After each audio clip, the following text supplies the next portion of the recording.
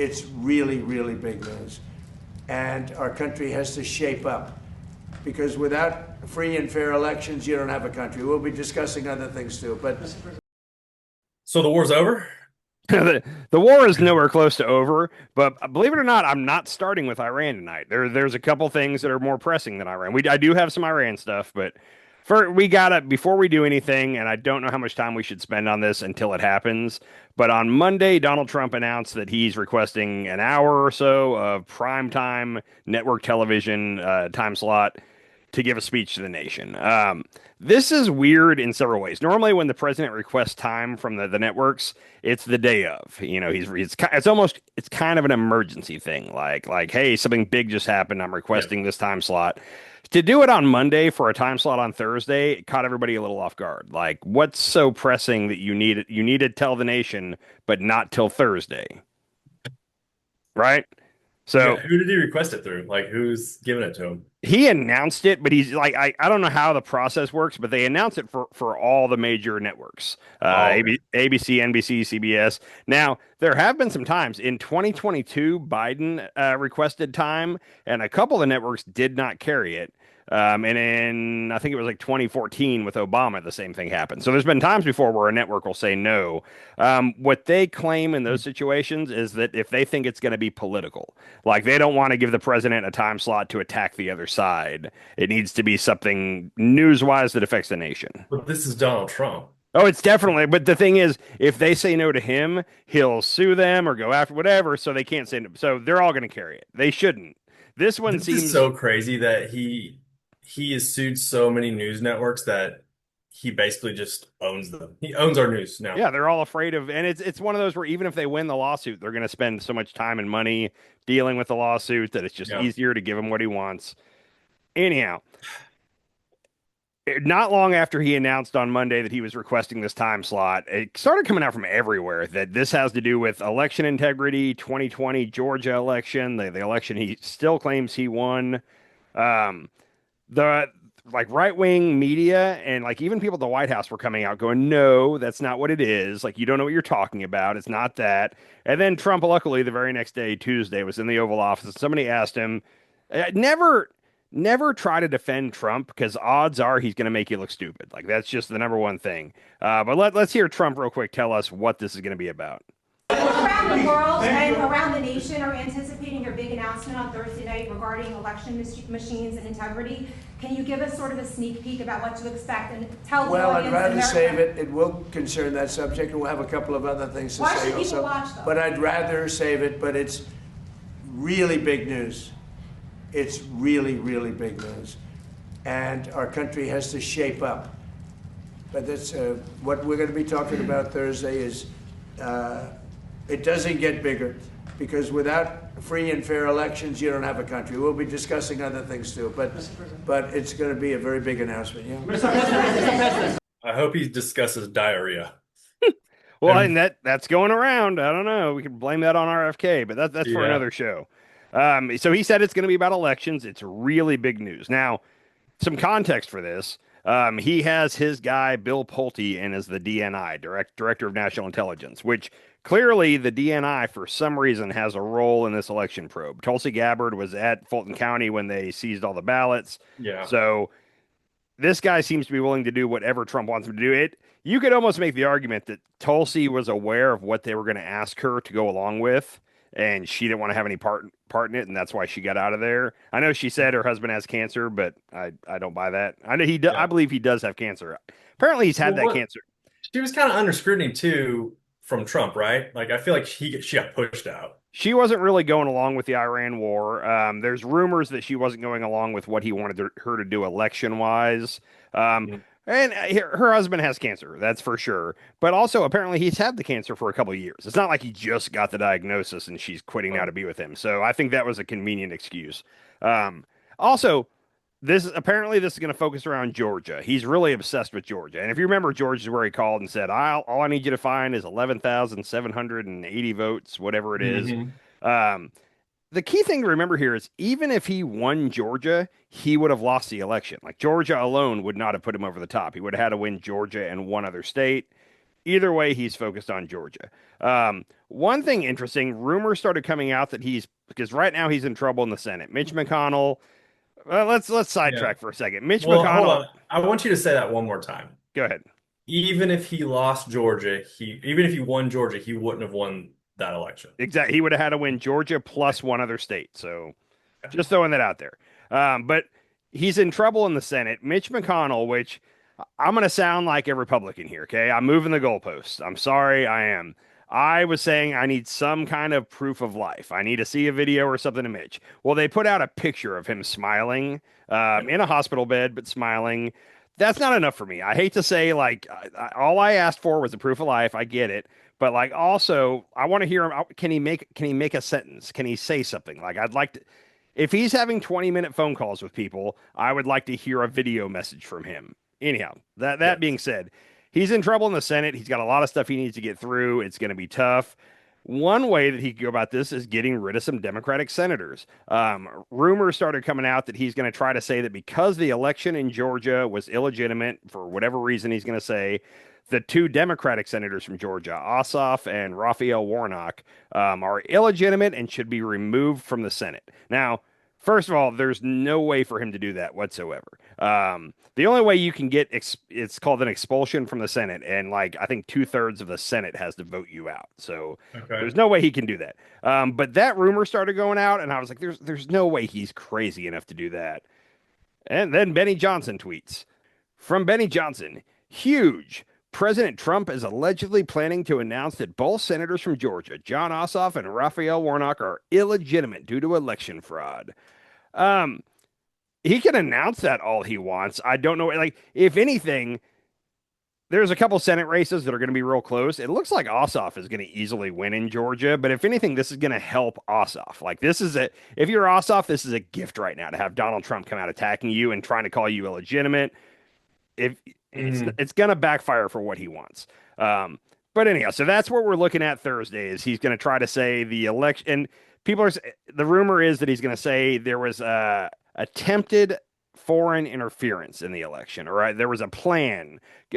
I 100% believe that. I'll bet other nations wanted to interfere in our election. Did they successfully do it? There's a program we have called CISA, CISCA, or something like that, that monitors the election security, like from an electronic standpoint. And Okay. right after 2020, they came out and said nothing. We were all over this. No foreign interference. They have successfully interfered in our elections. They've successfully, and it's China, it's Russia, and also I think China too. Mhm. And I think that in 2016, they interfered in our election through social media, not through changing And votes or anything like that. There's no changing votes, but they very much took over the social media channels and swayed votes, pinned people against each other. so manipulation is what, Yeah. and we do that in all kinds of other countries. Yeah. Like that's a thing that happens. And also, I want to take issue. You said they took over. So no, like Russia, it's kind of hysterical for like $130,000 worth of Facebook ads. Like they were able to have this massive influence campaign for really cheap, and they bought ads on Facebook. They started different Facebook groups. Like it was really easily. Now, again, we do that all over the place. Like that's part of the elections that are happening worldwide right now. Like I guarantee you, we're doing the same kind of foreign influence operation affecting other people's elections left and right. Yeah, it seems very clear that Russia successfully did it to us, and like we should be embarrassed by how easily and how cheaply they did it to us. Yeah. But also, I believe that China probably has. Again, we're doing it to them; they're doing it to us. That's very different than somebody. And what Trump's going to try to say is they were trying to penetrate the system and flip votes.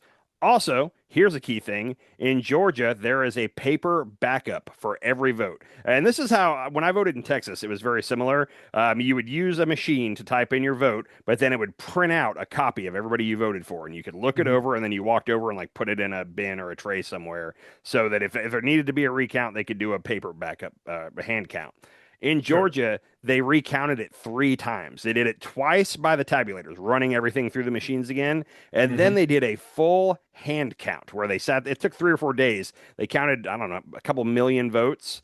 Anyhow, this thing has been recounted 3 times. There's been all kinds of court cases.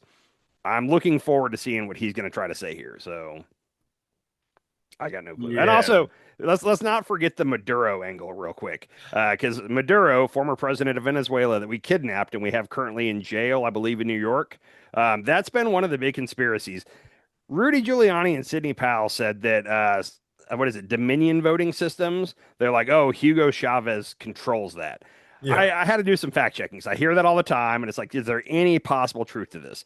What it is a company in Miami, and like I was either the late '90s or the early 2000s, started Dominion voting.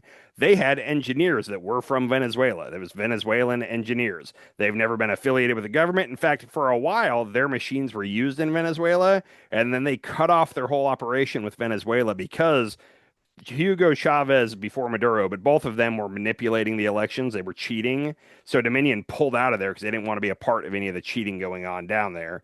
Anyhow, Fox News had to pay what, 780 something million dollars Yeah.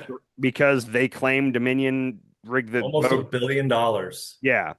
And So didn't they settle that? they Like settled didn't it, even yeah. go to court. Yeah. Okay. So Trump's going to come out and make almost an identical claim, I have a feeling. But anyhow, but the difference is this time, now that we have Maduro in prison, if they're offering him some kind of a sweetheart deal of, hey, you're going to go to a white collar prison, all you have to do is sign this document saying that you tried to interfere in our election, he might sign that. So be on the lookout. That's very possibly what we're going to see. So let's just say he does do that. There's still no proof. There's zero proof. We have like there's proof that it wasn't stolen.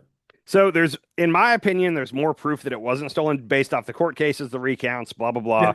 But Trump's going to say that let's say there is a document signed by Maduro or his vice president who's running Venezuela now and apparently is doing everything we tell her to do. Delcy Rodriguez, I think is her name.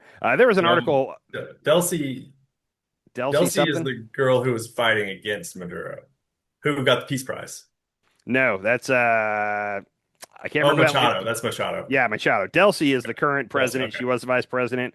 There was an article like a week ago where like she's running everything she does by Marco Rubio. Like any decision she makes, whatever it is, she runs it through him and makes sure he's okay with it before she does it. So I wouldn't be shocked if she also signed something saying, yes, because of Maduro, we tried to interfere in your election or whatever. He's going to try to. So here's what coming out of this. What's going to happen? He's going to point at all this stuff and say, "Here's all the evidence I have. Because of this, I'm declaring a national emergency." And once he officially declares a national emergency, then in his mind, he can put all these executive orders out: no vote by mail, voter ID. But now that's all going to get challenged in the courts. No clue how that's going to. And it's going to be wild because we have 4 or 5 months till the midterms, and he's going to try to. I don't know how this is all going to work its way through the courts by the midterms. Like mail-in ballots go out 6 weeks before the election or something crazy like that. Yeah. So yeah, this is gonna. He is definitely going to try to throw a wrench in the midterms. We'll see. And maybe I'm being dramatic here. Maybe it's not as bad as I think, but I'm pretty sure that's what the goal of this Thursday night speech is. So there is another crazy thing that I saw. Speaking of Marco Rubio, did you see his? He made a speech the other day, and he was basically delegitimizing the World Court. Yeah, the ICC, he was almost threatening the ICC because they keep trying to hold America and Israel accountable for all these genocide type things. All these war crimes that are going on. Yeah, they're not happy with the ICC. They want to end that right away. They're upset that because if it wasn't for the ICC or the UN, like nobody would have the power to do anything to stop America. The ICC really doesn't have the power, but it looks bad. Like I think President George W. Bush got found guilty of war crimes because of Iraq or something like that. Mm-hmm. And like he couldn't travel internationally because there's a chance he could have gotten arrested if he went to certain countries. Yeah. That's really all they can do to us, but Trump doesn't want that to happen. So my God. Yeah. And also what kind of country are we living in? It's struggling to remain a democracy right now. We claim the moral superiority while committing war crimes. And and looking the other way while other countries commit war crimes that are our friends. Yeah, supporting them, giving them money. Yeah. So anyhow, and on a side note, if he's that worried about losing the midterms, he could try to stop doing shit that everybody hates. Like that'd be step number one. And I didn't even pull anything on this, but I just saw, I think last night, that he did this in his first term and Biden reversed it, but he just declared like 3 million acres of federal land, national monuments, Bears Ears National Monument in Uh-huh. Utah, and what is it called? The Grand Escalante. Escalante. Yeah. Yeah, he just opened those back up for oil drilling, whatever. That Yeah. and then there were two shootings by ICE this week. Two people are no longer with us because of ICE shootings. One in Houston and one in Maine.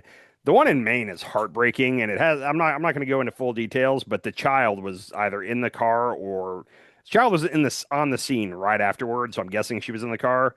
Yeah. But 3-year-old daughter wearing bluey pajamas, walking around her dad on the ground in a puddle of blood. Anyhow, terrifying. And on that note, And on that note, yeah. they didn't even tape it off as a crime scene. Like they said they're doing a full investigation, but Mhm. the next day there was like somebody had went over there and wrote in chalk like this is blood pointing Yep. at it, and then they were cleaning the streets right afterwards. They didn't like they're not doing an investigation. No, and like, so I was talking about tight Senate races. Like, Susan Collins in Maine has got a fight in front of her. Like, it's 50-50 right now, and nobody even knows who she's up against. Like, Graham Plattner dropped out. Who knows who the Democrat's going to be, but it's going to be tough for her.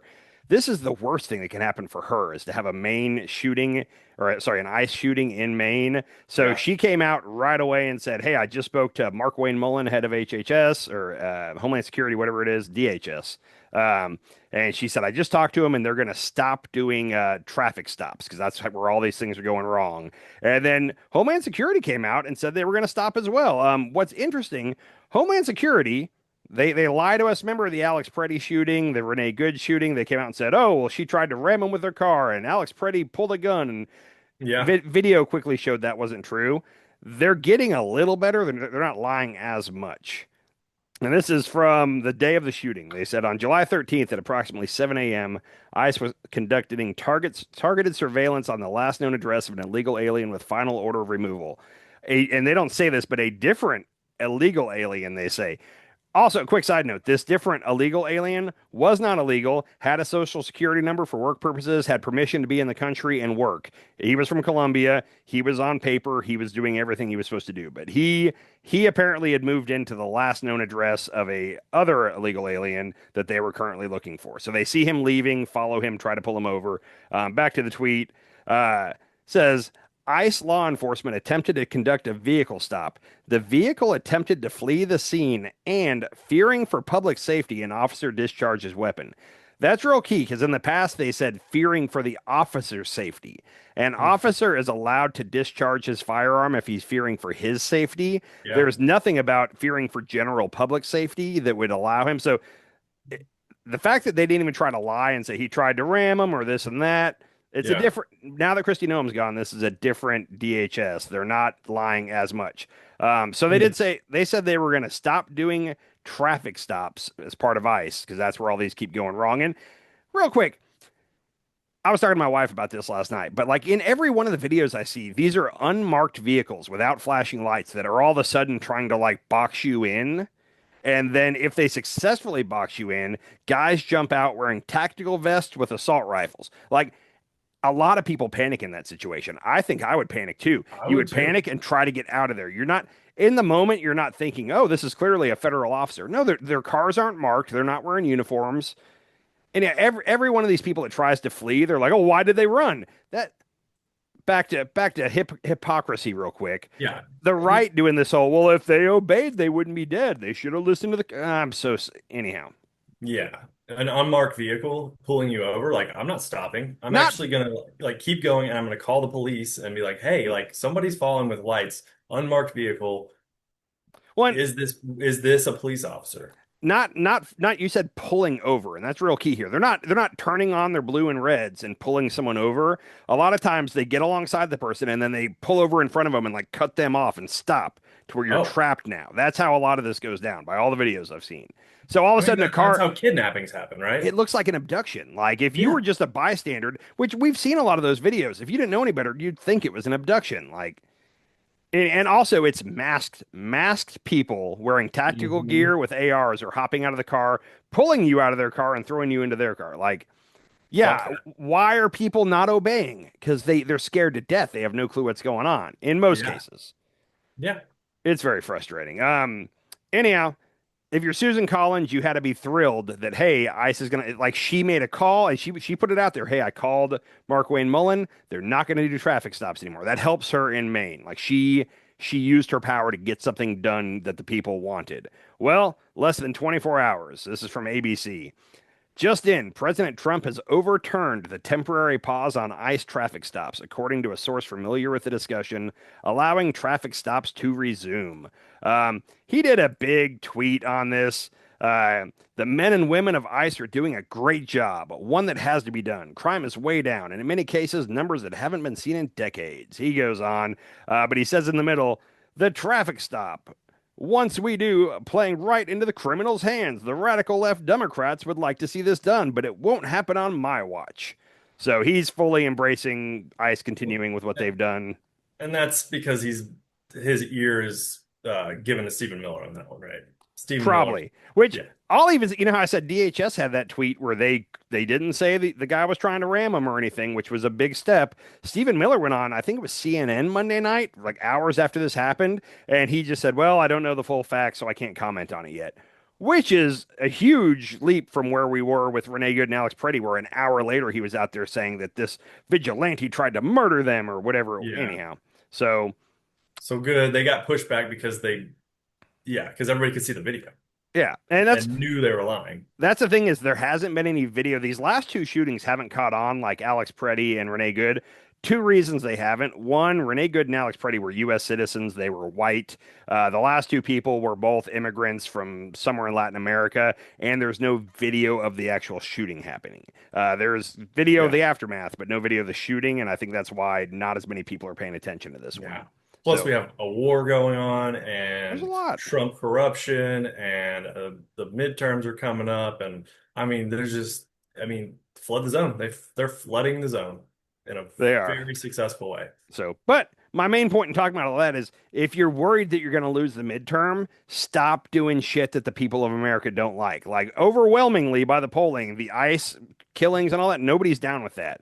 The national monuments thing, there hasn't been a new poll on it, but when he did it the first time, like 78% of the country was against that, and he's doing it again. So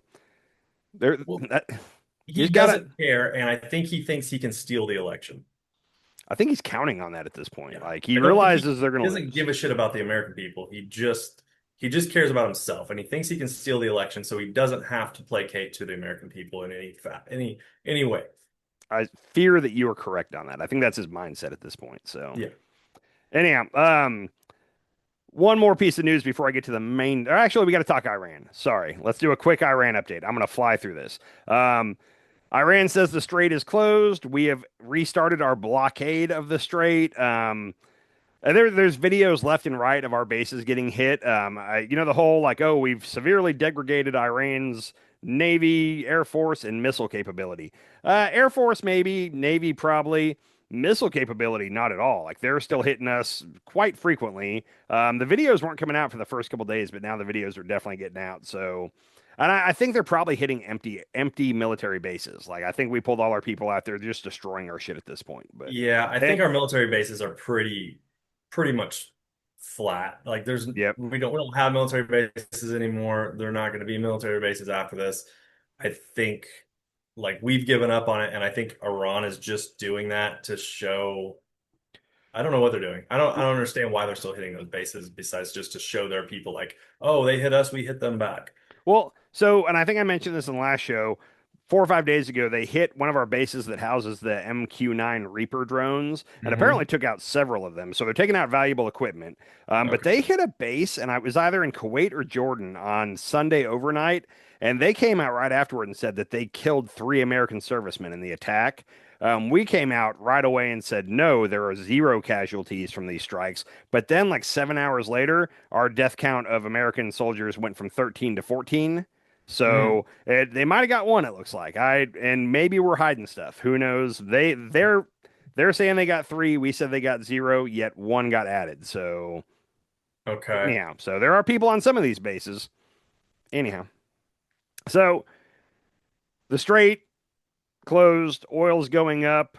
Trump had real quick, you know how Trump keeps saying that they want to make a deal? He's been saying they want to make a deal since March. he's the biggest liar, and you can tell when he's lying. I want to play this clip for you real quick, but he did an interview with Fox last night, and they asked him when the last time he talked to Iran was. Just watch his answer and tell me if you think there's any way he's being honest here. 3 days ago, we had a deal. When was the last time you spoke with an Iranian official? Well, not me, but let's say my representatives. I have spoken to them, but my representatives over the course of, well, actually, an hour ago. And what message was delivered? They want to make a deal, but every time they make a deal, they break it. They don't want to die. People don't want to die. Yeah, about an hour ago. And what message was delivered? You better make a deal. You're not going to have anybody left. Do you think he's getting worse at lying, or do you think we're just privy to his like tells now? I think he's getting cocky about it, where he's like, I can just say, because when was the last time you talked to him? He said, and then you saw like his eyes light up and he goes, actually an hour ago. And it's like, what? Hold on, an hour? Like, why was that not on? You just talked to them an hour ago and you had to give a lot of thought to that answer? Anyhow. Yeah, and there's also like looking to the right means you're lying. Yeah, it's if you look like up and to the right versus down and to the left or something. One of them means you're thinking and one of them means you're creating. I can't remember which one it is. Okay. It could be, yeah. I don't know. He was looking down and to the right. I don't know what that means. One of them is you're accessing your memory and the other one is you're searching for, like, you're inventing a reason. Right. Yes. Yeah. And also, is Trump getting shorter? He just sits. Wasn't he sitting in that? Really tiny there. Yeah. He was slouching. And he looks super tiny. So I'm not one to talk because I sit like a slob, but like he has no posture when he sits. Like he slouches. Like anyhow, I'm not going to go into his posture. But the other interesting news about Iran right now is that he announced that we are now the guardians of the Strait of Hormuz. This is a big title right here. This was a tweet from him on Monday.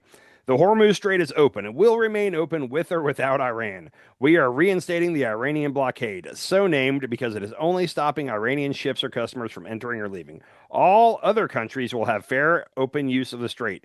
The USA will be, from this point forward, known as the guardian of the Strait of Hormuz. But such as, and as a matter of fairness, we will be reimbursed at a rate of 20% on all cargo shipped for any and all costs necessary to do the job of providing safety and security to this very volatile section of the world. 20% is a little ridiculous. First of all, there is all kinds of clips, and I didn't pull them, of him, Rubio, everybody you want, saying that nobody can toll the strait. It's an open international waterway. Nobody can toll it. Iran was wanting to toll it at 1 or 2%. Trump's doing 20. That's a little ridiculous. Even Iran realizes this is a little ridiculous. This is from Aragachi, who I don't know what their different positions are, but he's either the speaker of their parliament or he's something. But he said, POTUS is absolutely right. Whoever provides secure and safe passage of commercial vessels through the Strait of Hormuz should be compensated for this service. Iran has always been the guardian of the strait and will remain so forever. 20% is, of course, too much. We will be fair. That's where we're leaving off there. And now, just to set the record straight, yesterday, Trump did back off of that again. So it seems like we're not doing the 20%. He said that for about a day.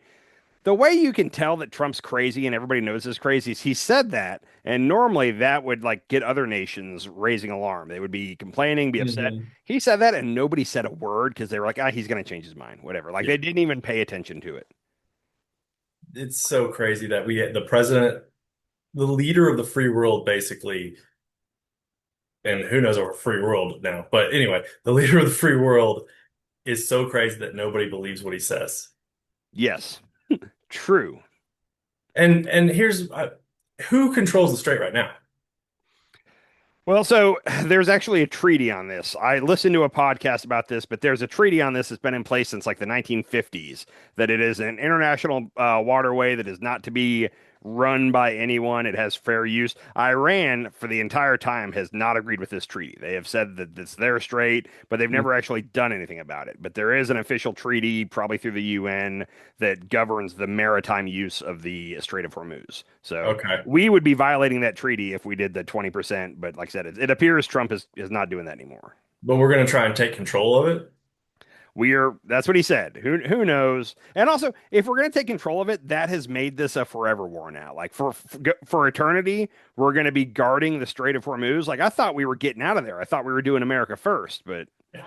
no. Nope, we're gonna have Yeah. a pretty large naval presence is needed to keep that strait open. So Oh, well, just to take it, we're going to have to do a lot of work with boots on the Yeah. ground. yeah, what do we have to do with Iran? I think, yeah, boots on the ground. Okay. Yep.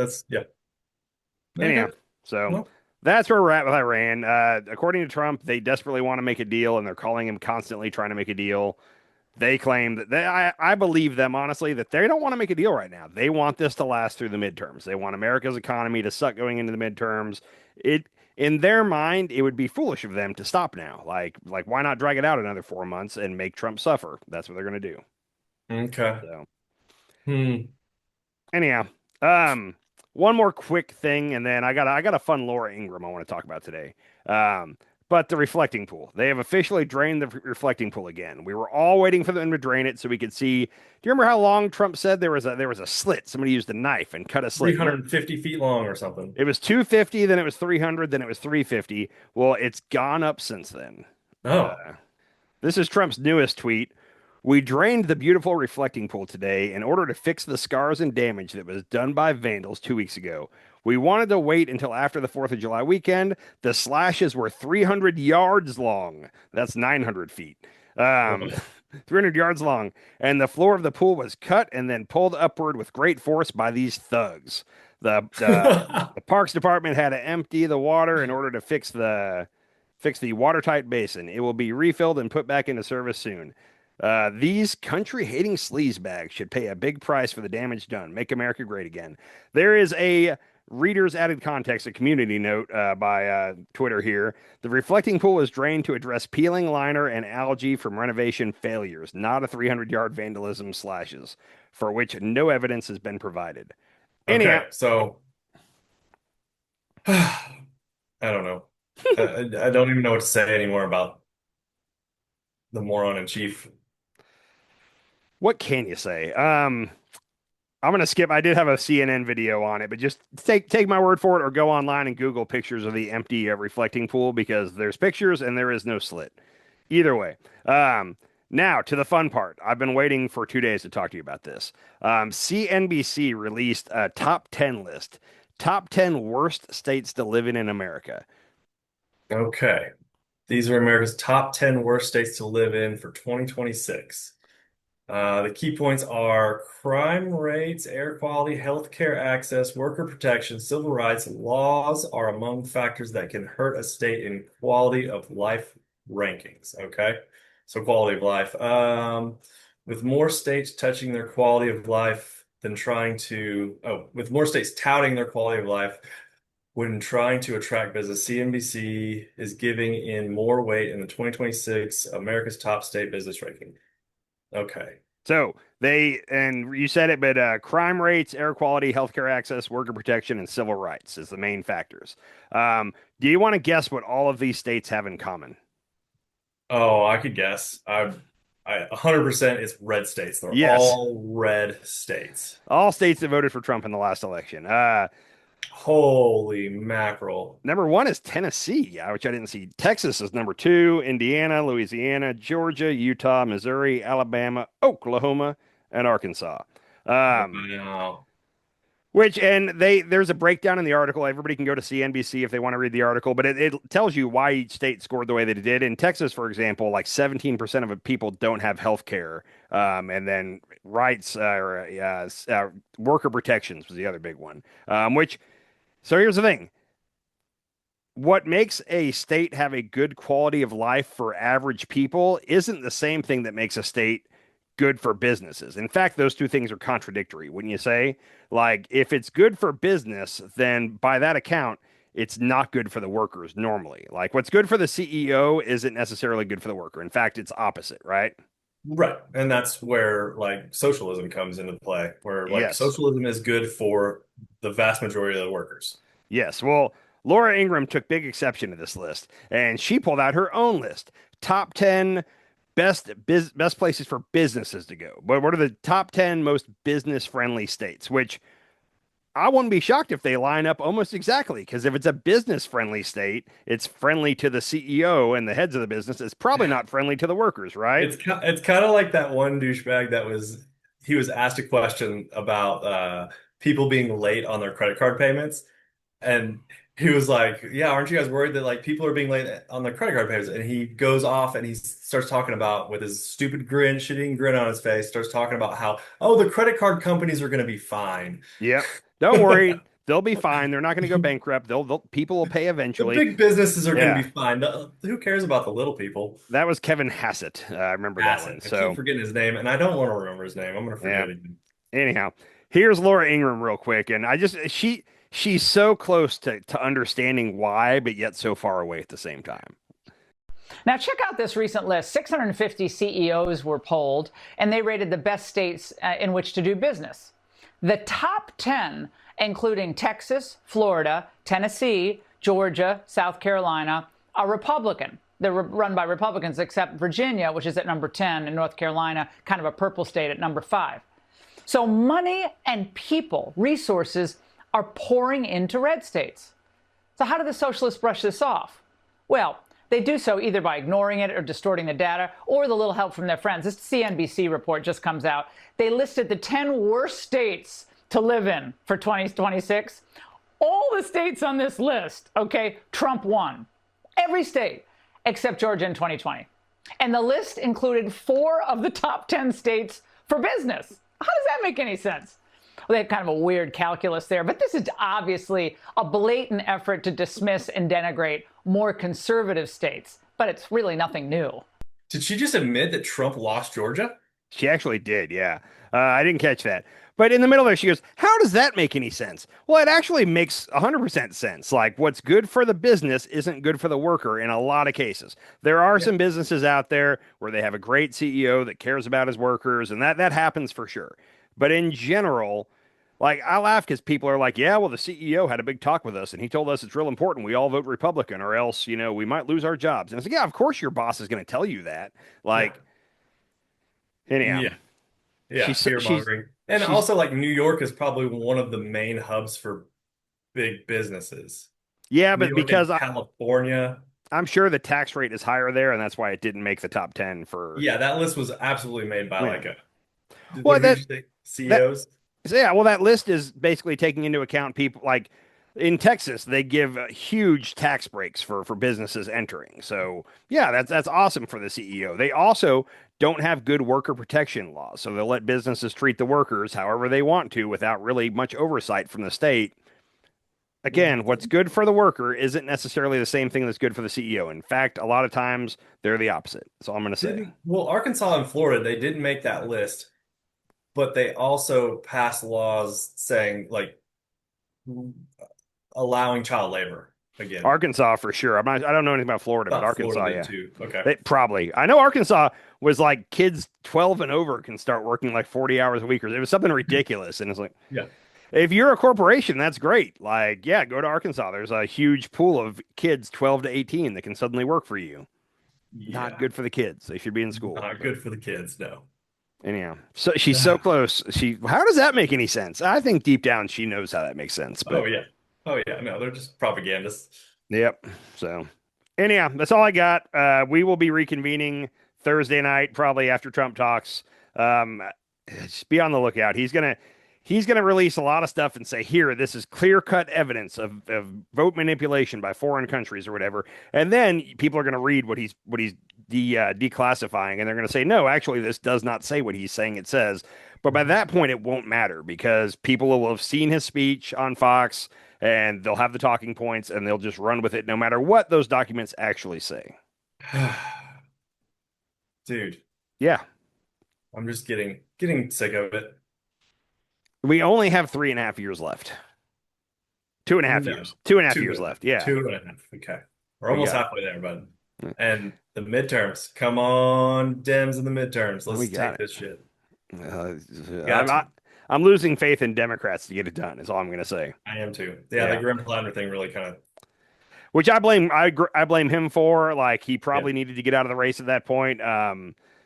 They asked him so many times, like, "Hey, is there anything else that's going to come out about you?" And he was like, "Nope, nothing else." And then things kept coming out. Yeah. Yeah, it's bad. So, anyhow, come on, Dems. I'm just asking you to not be crazy. And on that note, there's a bill that Thomas Massey's trying to push through before he's out of Congress that's going to basically take away all our financial support to Israel. And there's like 150 Democrats that are going to vote yes with Massey. But the leader of the House, Hakeem Jeffries, came out and basically told everybody he's voting no. He wants to keep funding Israel, and he thinks everybody should do the same. And it's like, dude, do you not understand where the base of the party is right now? Like, he doesn't. We have got to cut ties with that country. Yeah. Or if they, because Netanyahu's up for election, I think around October or November. And if they elect a different government that starts doing things differently, then I'm open to, what are we going to do with them? Let's re-talk We about can't keep this. feeding them billions of dollars for funding. We just can't feed it, and Yeah. they need to stay out of our elections, and we need to cut them off. As a general rule, any country that has free healthcare for their people and free college for their people should not be getting funds from us when we don't have that at home. That's my general rule. Okay. That makes complete sense. Yeah. So, anyhow, have a great day, sir. I'll be talking to you probably Thursday night or Friday morning. I have a feeling whatever Trump says, we're going to have to talk about. So, All right, we need more subscribers. So if you're watching this and you haven't subscribed, subscribe. please. Awesome. All right. Later, buddy. Peace. Sometimes you eat the bar, sometimes the bar eats you.